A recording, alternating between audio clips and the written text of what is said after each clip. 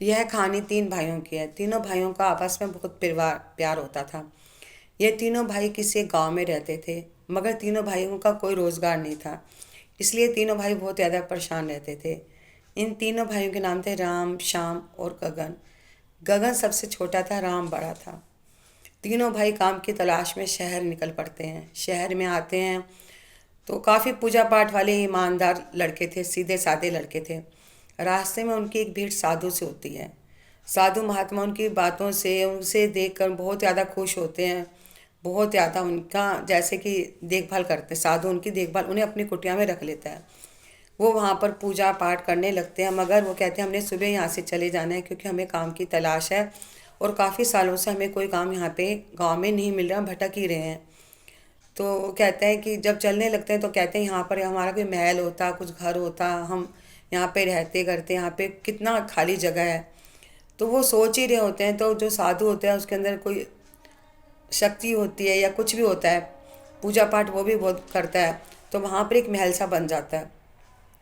तो साधु कहते हैं ठीक है बड़े बेटे, तुम यहीं पर रहो, तुम यदि जो भी चाहते हो, जो भी जैसा भी घर चाहते थे, घर अपना महल ही होता है, तो तुम ऐसे करो, मगर तुम कभी भी दया धर्म मत छोड़ना, क्योंकि तुम्हें भगवान की दया से अब सब कुछ यहाँ पे मिल चुका है, तो तुम दया धर्म को कभी भी छोड़ना मत।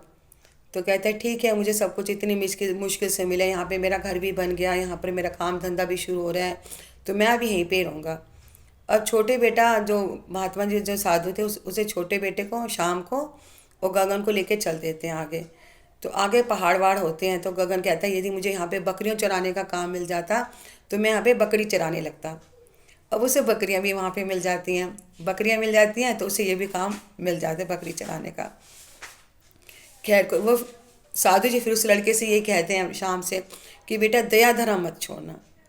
अब आगे जाते हैं, आगे कोई राजा होता है, उसकी लड़की बहुत ज़्यादा बीमार पड़ जाती है।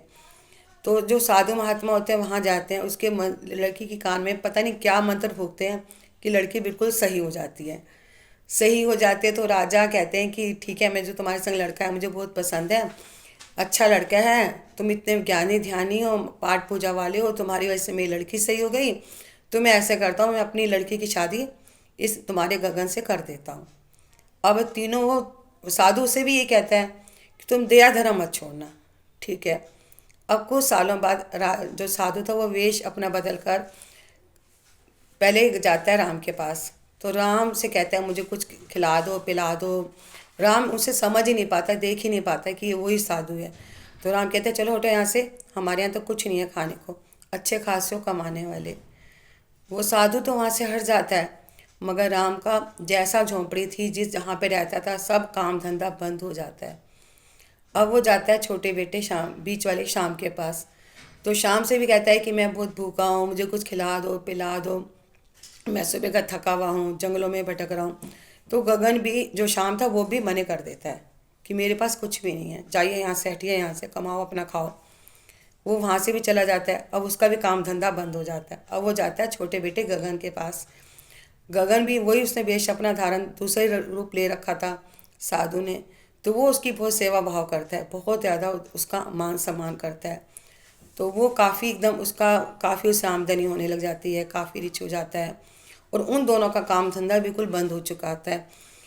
कहने का सारा इस कहानी का ये है कि हमारे अंदर हमें एक तो अपना पिछला भूलना नहीं चाहिए, किसी भी बात को लेकर हमें ये याद रखना चाहिए हम पहले क्या थे। वो अपनी इस बात को तो भूल ही गए कि हम पहले क्या थे, हमारी कितनी तंगियाँ थी, कितनी परेशानियाँ थी, हमें कितनी हमें दिक्कत थी।